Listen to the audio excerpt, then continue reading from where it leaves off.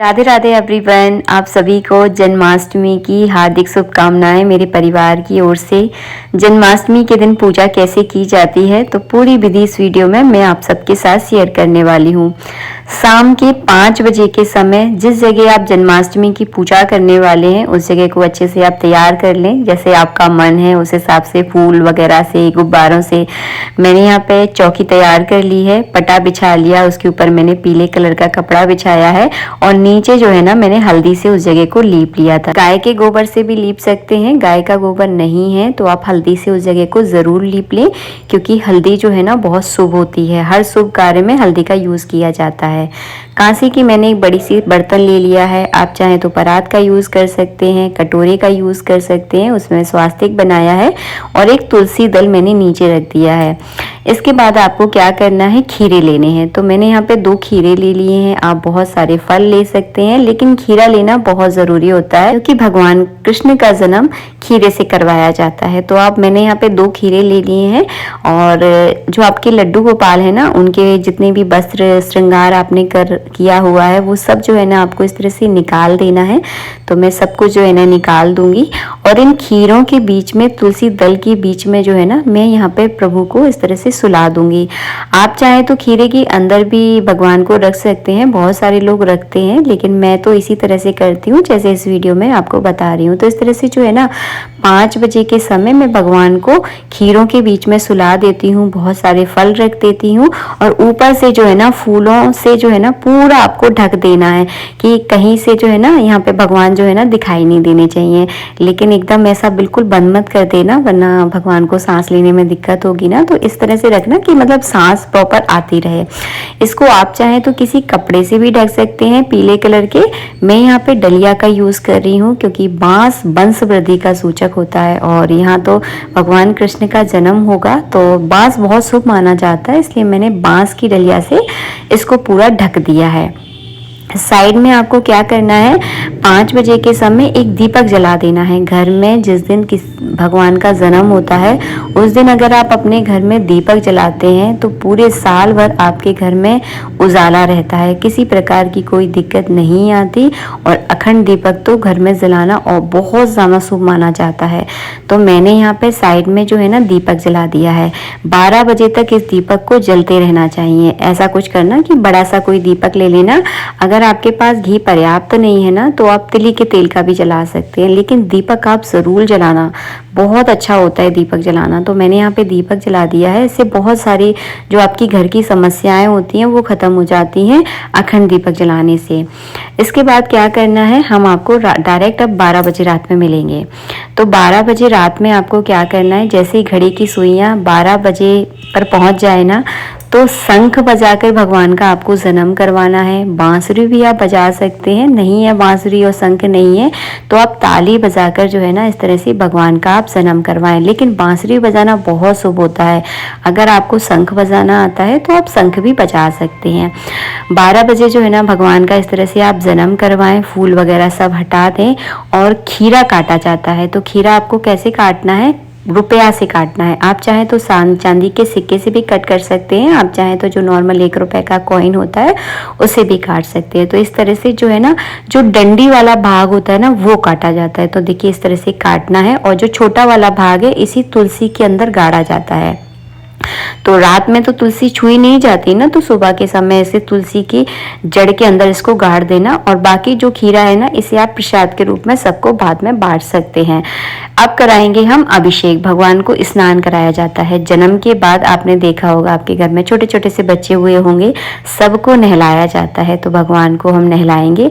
ये है हमारे छोटे से लड्डू गोपाल जो केवल 1 साल के हैं। तो चलिए इसी थाली में जो है ना आप स्वास्तिक बना लें, और नहीं तो पहले ही इसमें मैंने स्वास्तिक बना लिया था। तो मैं यहाँ पे शंख से स्नान करवाऊंगी। अगर आपके पास शंख है तो शंख से करवा सकते हैं, अगर शंख नहीं है तो डायरेक्ट जो लोटा है ना उससे भी आप स्नान करवा सकते हैं। जल चढ़ाने का भी अपना एक नियम होता है, तो हमेशा 4 बार जल चढ़ाया जाता है। पहले आप भगवान के पैर धुलाएंगे, उसके बाद हाथ धुलाएंगे, उसके बाद उन्हें जल पिलाएंगे, उसके बाद आपको स्नान करवाना है। तो 4 बार जो है ना शंख से मैंने जल चढ़ाया है। इसके बाद मैं पंचामृत लूँगी। आप चाहें तो जो 5 अलग अलग चीज़ों से भी भगवान को स्नान करवा सकते हैं।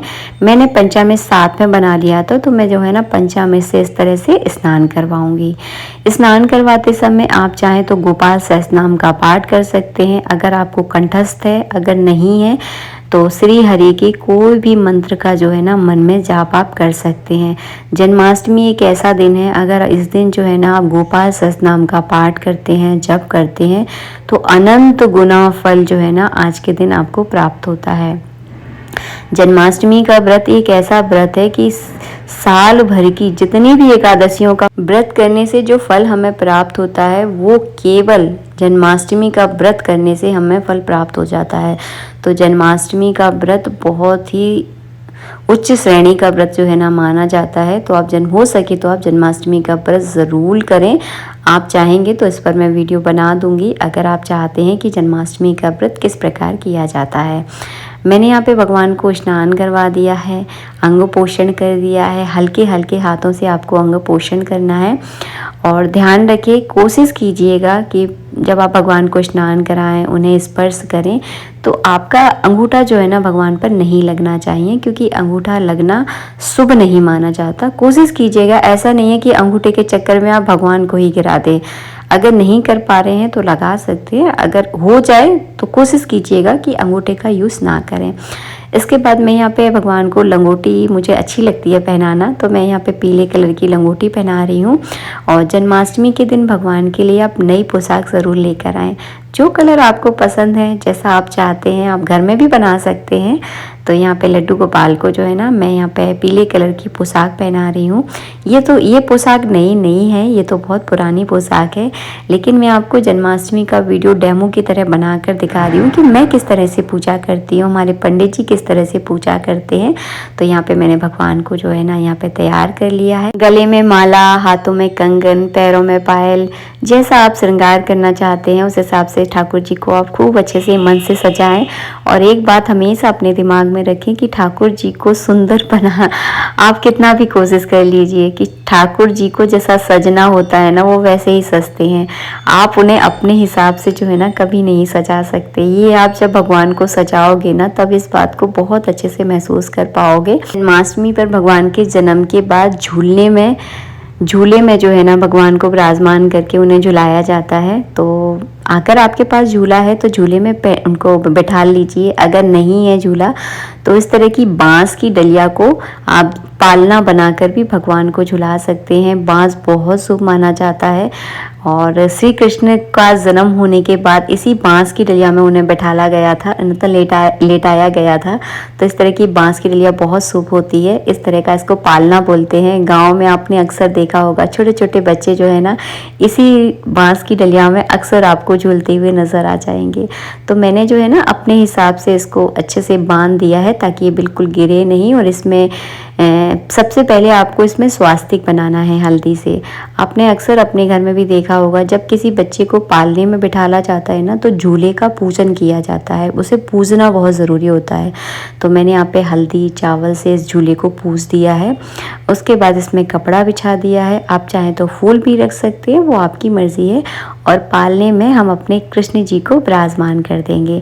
और हाँ, आज के दिन मोर पंख रखना बिल्कुल मत भूलिएगा। हमारे कान्हा जी को मोर पंख बहुत प्रिय हैं।